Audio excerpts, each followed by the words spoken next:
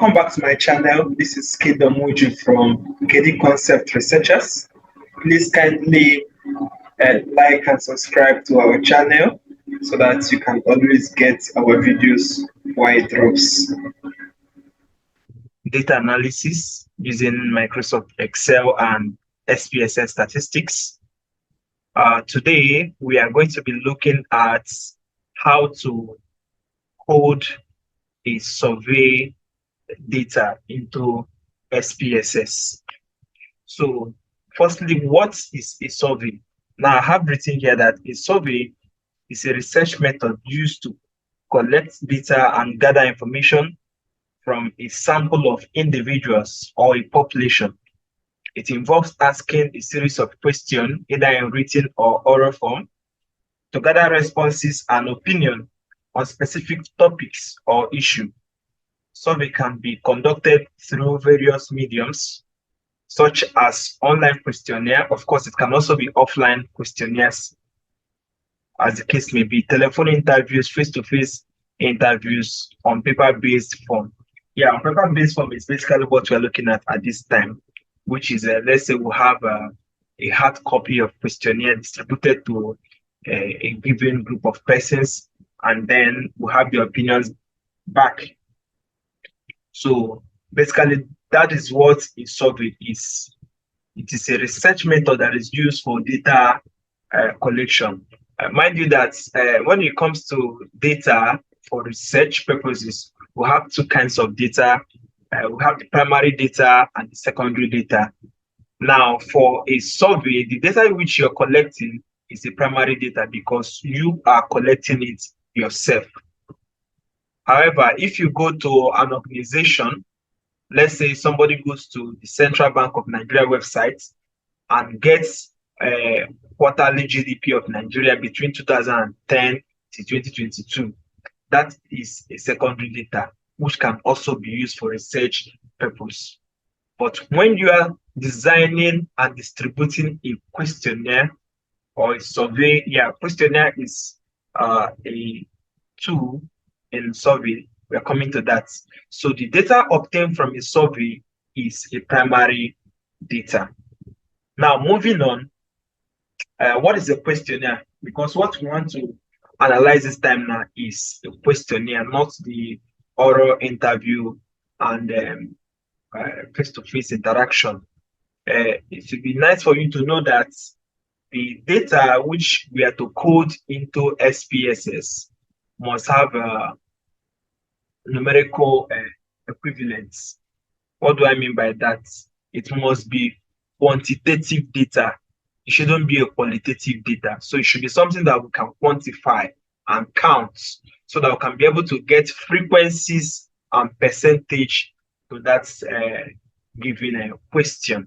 So what is a questionnaire? Questionnaire, as written here, is a specific tool or instrument used in surveys to collect data and gather information from individuals or group of people.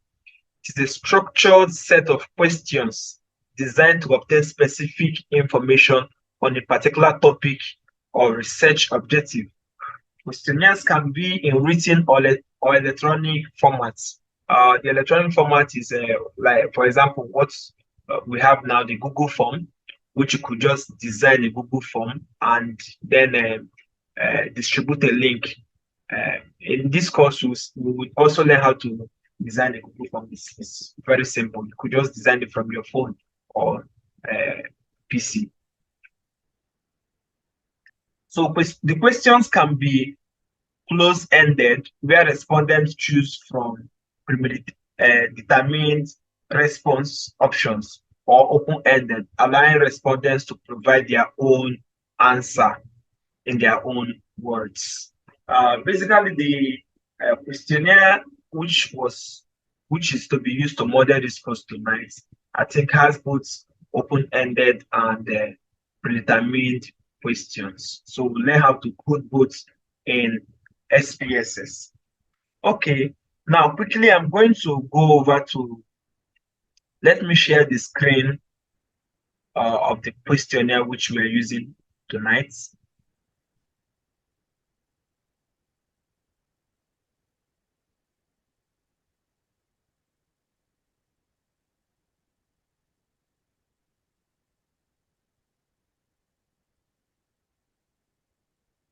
Okay. This questionnaire is something on prevalence of severe acute malnutrition among school children in Port Harcourt. It's still a work in progress. So the person sent me this questionnaire. So I wanted to use it to demonstrate this course with the person's permission, of course. Now, the first area section we have here is our demographic data. Looking at this, the demographic data considered is not so much. You have age of the child. Now, this space here means you should provide the age of the child. But remember, our concentration in this questionnaire is children between 3 to 5 years old.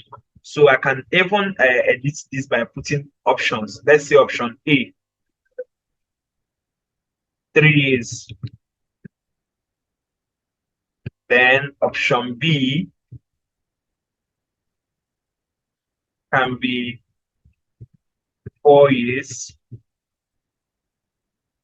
Remember, this is age. And then option C can be 5 years old children.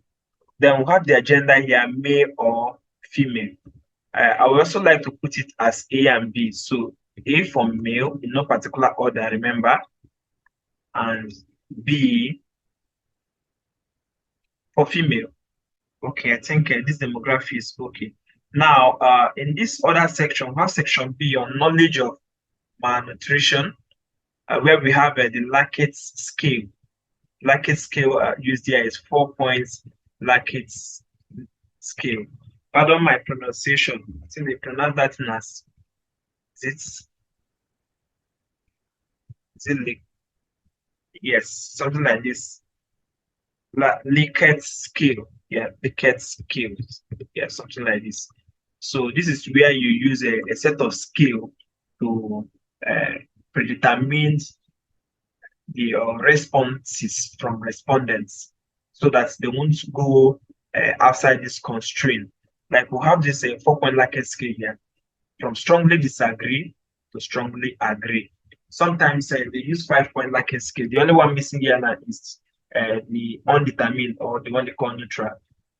It has been argued that that one shouldn't really be involved. You are either agreeing or you disagree.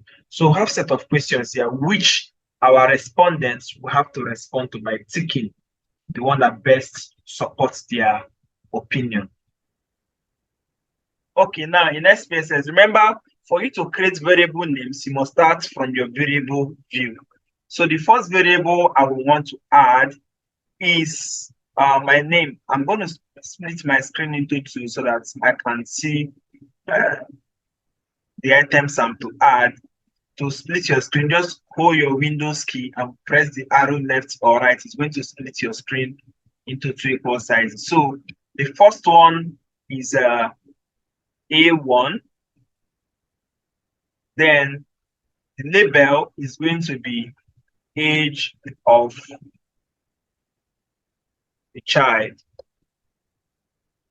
Now I'm going to move over to value. Remember, we're trying to do this on value. Now I have 3 different age categories: 3 years, 4 years, and 5 years. So my label, my value one, the label is going to be, let me say,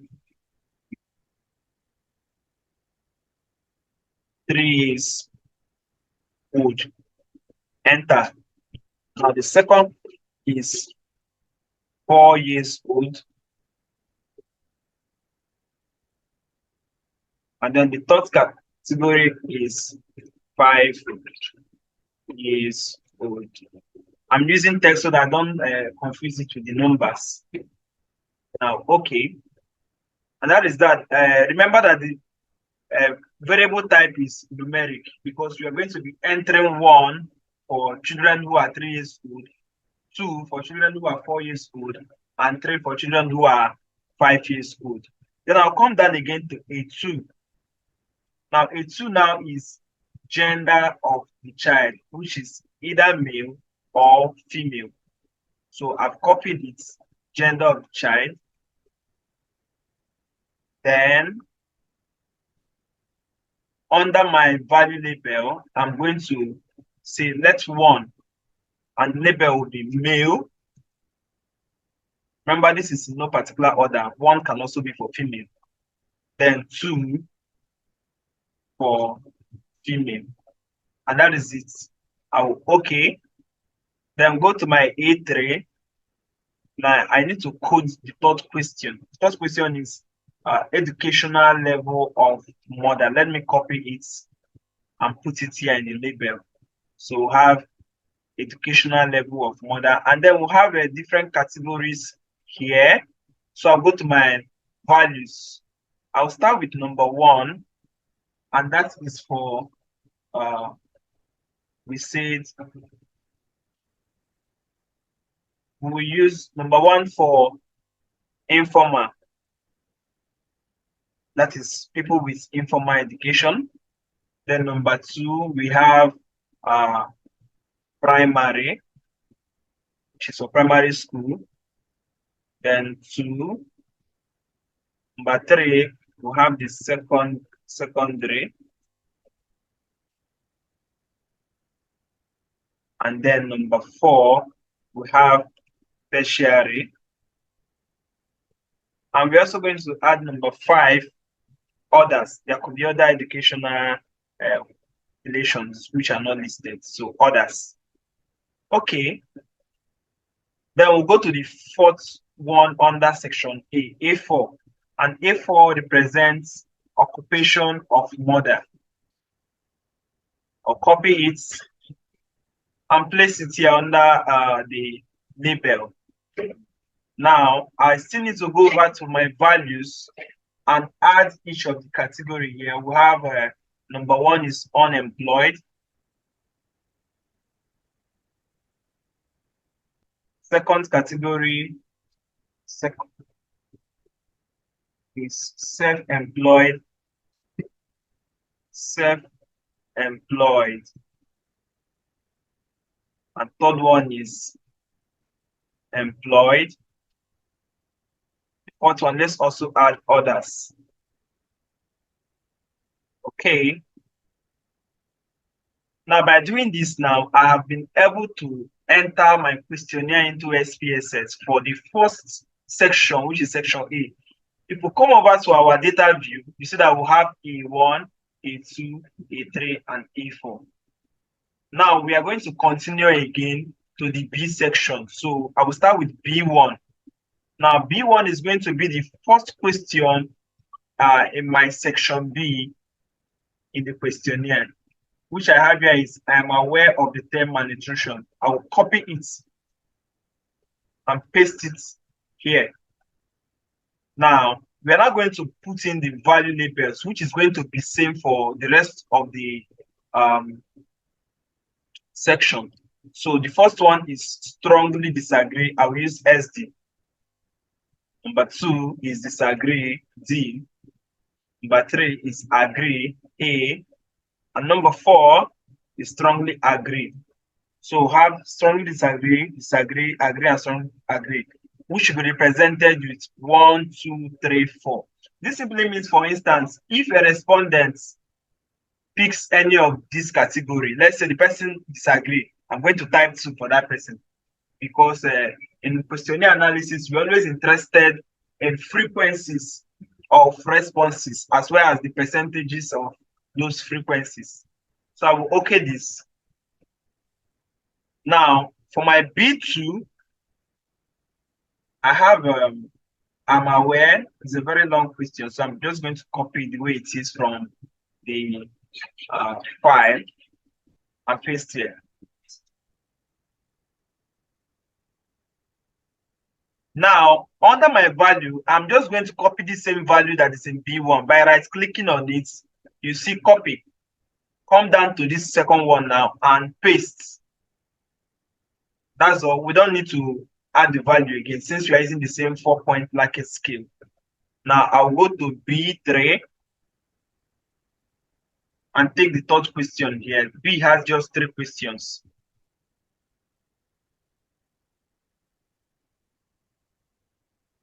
And then I'll paste it under the label. Also, I'll copy the same value that is in B2 It's Control C, use Control V to paste it.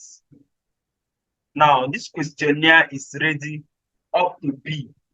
Similarly, the same way we've entered B1, B2, and B3 is also how we are going to enter for the rest of the question. Make sure you put a name and you select the variable type.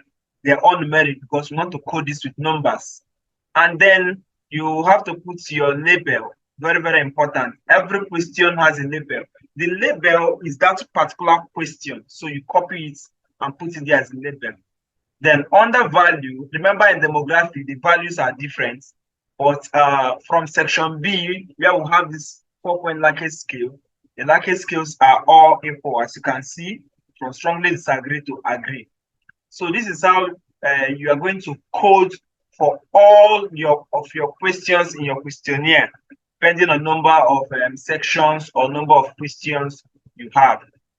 Now, let's say we are done entering all of our section, and this is just what we have. Let's say we have only this section A and section B, demography, and just this one section. Now we'll come back to our data view. Now in our data view, now we have A1, A2, A3, up to A4. Now let's say we have our results back. Let's say from the field, we have the questionnaires that have been answered. Now you want to input the data that is on those paper into your system. Now, A1 represents age of a child. And remember this age of this study is for children between 3 to 5 years old. Now, let's say the person say the child is 3. That means we type 1. Since we have already coded that 1 will represent children who are 3 years old, 2 for children who are 4, and 3 for children who are 5 years old. Then we'll go to A2. Now, each column in a questionnaire analysis represents a respondent's opinion. So for every respondent, you're going to enter the data across the row. The row here, the rows represent respondents rather. So I'm working on respondent 1. Sometimes it's good if you have these questionnaires, you can even tag them, maybe tag them with numbers like number 1, number 2, so that you don't re-enter a data you have already entered. So let's say this is the one that we tag number 1. Then on question 2, we have a gender of sex. Let's say the child is a female, so I will type 2. Then third, while you're doing this, you should have the questionnaire you're working with handy, so that you can just pick the information directly and put it into SPSS here. We have educational level of mother. Now remember that if we change this view from here, if we change this to text view, you can actually select. If you double click on any box, you can select. As you can see, all the options will be out. Let's say the mother has a secondary school, you can select that. Then you can come to number 4. If you also double click, you see employment and all that. So let me put self-employed. Then B1 also, we have the 4 points from strongly disagree to agree. Let's say the person agrees with this particular question. Remember, I'm selecting because I'm in my text view. If I turn it back to number view, it has changed to 3. So let me put, let's say 1. And remember to move, you can move with your tabs. Then let's say this one is 2. Now the next person, let's say number 2. The person is a male. Then I'm just entering these numbers randomly. Okay. Then number 3. Let's see another somebody with of 5 years old. I'm just entering random data, but this data you're entering must be in line with what you have coded. By now, you should already know what each number represents. It's easier to work with the number than in the text view where you have to keep selecting. Okay, these people are all saying agree. Because I'm putting 3, I can change that to 4. Change that to 2, just for instance. Change that to 3. I want to enter this for the first 10 respondents. Okay, let me enter their age first. So we have 3, 3, 3, 2, 2, 2, 1. Okay. Then for the second one here, let's say we have male, male, male, female, female. I've over-entered, so I'm going to clean this last one here. You see that there are still some dots showing that this place is a missing number. We'll come to that. Let's enter the rest of the data first. Which one is this? Okay. Does it have up to 5? Let me know how many options here. Okay, 1, 2, 3, 4, 5. We have up to 5 options. So that means I can enter number 1, 5, as long as any number between 1 and 5 can. I'm just entering them randomly. Now from for A4, how many options? Okay, this is just 4 options. So I can enter numbers between 1 to 4. Okay. Then here I'm very sure it's just 1, 2, 3, 4. So I can enter 4, 4, 2, 2, 1, 1, 3. Then 3, 2, 2, 1, 4, 2, 4, 2, 2. Then 4, 4, 2, 3, 1, 1, 1. Okay, at this point now, I've entered. Let's turn it to the text view from here. Now I see that we've entered the data from the questionnaire, for instance, for the first 10 participants. Now, this is also how you're going to enter for the other participants. This is how you're going to enter from the first person to the very last person. Each person is going to have a rule. Now, this row is going to be very long because by the time you've entered all the questions, a question will represent a column, while a respondent will represent a row. So column-wise, you're going to have all your questions well entered from the variable view. Okay? And of course, every other item here well filled. Now, back to our data view. Let's say this is all we have for just 10 persons, and we want to analyze this data. You see that they are in text formats, but if you toggle it here from this value label, you cannot turn it from number to text. Remember, the computer does not really understand number directly, but it understands text. And this data we are working with now is a very good example of a quantitative data. We've been able to quantify each question here using number codes. So we've coded them from text now to number. Now, one thing you can do after entering this is to check for missing numbers if there is any row or column that has not been well filled, because sometimes your questionnaire can range from 200 to 400 depending on the methodology that you apply in your study. So you need to check for missing numbers and make sure that every column has been well filled. Like I see that this number 11, I entered the data here initially, which I wanted to remove. So I'm going to highlight the whole of this other area, right click and say clear to clear the text. So all is set now. Now I want to know how many persons, the frequency of each of these questions, the frequency of how they were answered. So to do that, it's very simple. We've already done frequencies. From analyze, you see descriptive statistics. Now, the descriptive statistics we wish to check for, we just go to frequencies. Now, in frequency, in this dialog box here, we have all of our questions on the left. And I want to check frequency for all of the questions from from A1 to B3. So I will just press Ctrl A to highlight all and move it in. Let me reset that. What if I wanted to check for just few? I can, anyone you click on, you can move it. You can move them one after the other. That is if you don't intend to check for all. But now I am checking for all, so I will press Ctrl E to highlight all and then move it to my variables. So meaning that any computation I wish to do now is going to be for all my variables. Good. Now let's go back to statistics. Now in statistics, they're asking you, should we also check for the mean values? Yeah, I want to check for mean and standard deviation. These are other descriptive statistics which you can add, but my interest is just the mean and standard deviation. Now in charts, you can also create some visuals using the output. So I want the output of this data to be represented on bar charts. So I'll select bar charts. We have bar charts pie chart, histogram. If you don't want any chart, you leave it at none. Then I want my chart to be represented using the frequencies and not percentages. Okay. All right. Remember to tick display frequency tables. Now all is set to check for my frequency distribution. Then I'll okay it.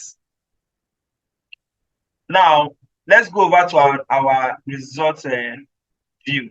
Remember that SPSS displays results in a different window altogether. So over here, it is still computing, and shortly our result will be out. Now the result is ready. Very beautiful result you have here, and well organized. That's one beauty of SPSS. It gives you your results in a well organized and structured manner. Now look at this. The first result we have here is our statistics. This shows how each question was answered. You can see from age of child to the very last question in section B, telling us that we have 10 valid responses and there is no missing value, giving you the descriptive, the mean and standard deviation. But we're not interested in that. Let's come over here and see the table. Now, on the frequency table, this is now how each question was answered. This is how each question was answered. Age of child, we have 3 years old, 4 years old, and 5 years old, and their frequencies here. You can see from here now that we have 4 children having 4 years and 4 children having 5 years, making their percentage to be equal, 40%, while children who are 2 years old are just 2 in number.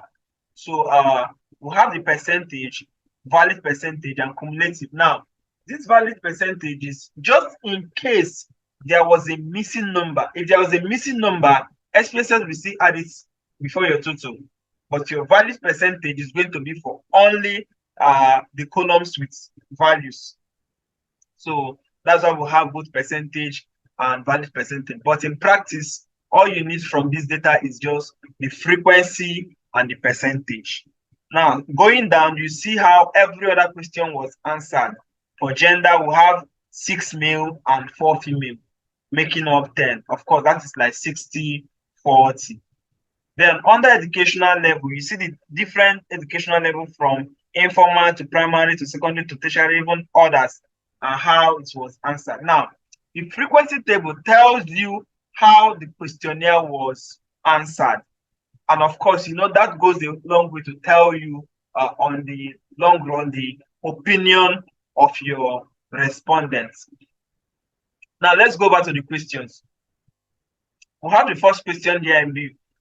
I am aware of the term malnutrition. Now, 2 persons strongly disagree with that. Also, 2 persons disagreed, 3 persons agreed, and 3 persons strongly agreed. Now, if you look at the frequency, the percentage, you find out that more persons strongly agreed to be aware of this than those who disagree to be aware of it. So this is one thing frequency tables does. It shows you how the questionnaires were all answered. Now, in this other question, you see that the frequency of those who disagree are higher here because there are 5 persons disagreed, while others used other options, giving you about 50%. Now, remember, we also added our graphs. Now, down here, we have charts for each of these questions. The first one here is age of child. You can see the age of child here. And the benchmark here is 4. Nobody crossed 4. And then we have for gender, male and female. This is like visual, just giving you a visual representation of how the questionnaire was answered. You can use either the frequency table or the graph or both. Some studies allow you to use both. So for educational level, clearly you see that more of the mothers here have secondary school, and the least is the others. Equal number of persons have informal and formal education. If you go back to the frequency table, you see that that is very accurate with that. Then occupation, we also have these graphs. Now, one thing you need to do when these results are out is to move these results to your Microsoft Word documents. Now, what I'm going to do now is I am going to highlight the entire table. I will click on the first one, hold my control key. As I'm scrolling down, I'll click on the second one. So the second table is highlighted. If you look on this left hand side, see that two tables have been highlighted there. So as I'm going down, I will highlight all my tables because you can't really do much with them here in SPSS. So I will highlight all tables. Then right click on one of them after highlighting and choose copy. Now I'm going to create a document where I'm going to paste this. Okay, I've created a Microsoft Word document. Let me share the screen.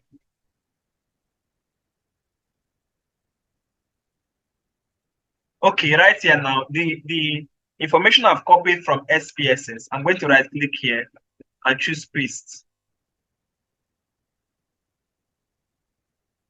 It will take a while because copy so many tables. Okay. Now we have each of the tables copied from SPSS down to Microsoft Word. You can also reformat your tables depending on any format you wish to use. But the data from SPSS has now been moved into Microsoft Word. Similarly, we can also move our charts. We can also move our charts into Microsoft Word by going back to the results view. We'll go back to the results view again. Then remember that the graphs are down. Now, the same thing we did to the tables, we do same to the graph. Click on the first one, then hold the control key and highlight every other table down the line. Remember, you can also copy them one after the other, but I just prefer to copy all at the same time since they are not much. If there are so many, you can break them into sections while you copy. So these are all my tables. I've held my control key and I've selected them all. I'll still right click and choose copy. Then I'll go back to the documents which I created. Now go down, maybe to a brand new page, and then I can paste with my Ctrl V. Awesome. Now you see that we've been able to move the result from our questionnaire analysis from SPSS to Microsoft Word. This is always very important to know how to move your results from one software to the other, especially to your text software, because the results will be prepared here in Microsoft Word. This is where you type. You can add captions to your figures like figure 1, figure 2, figure 3, and so on. You can also label your tables.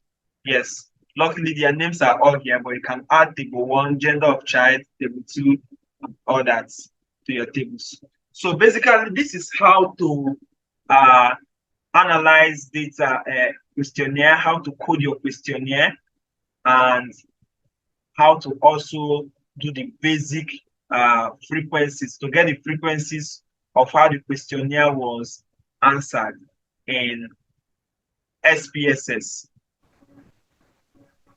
Thank you for watching this video. You can also check out some other videos that are prerequisite to this one on our course series in data analysis using Microsoft Excel. Please kindly leave your questions in the comment section and we'll attend to them. Also remember to like, share, comment, and most especially, please kindly subscribe to this channel so that we can always serve you better. Thank you.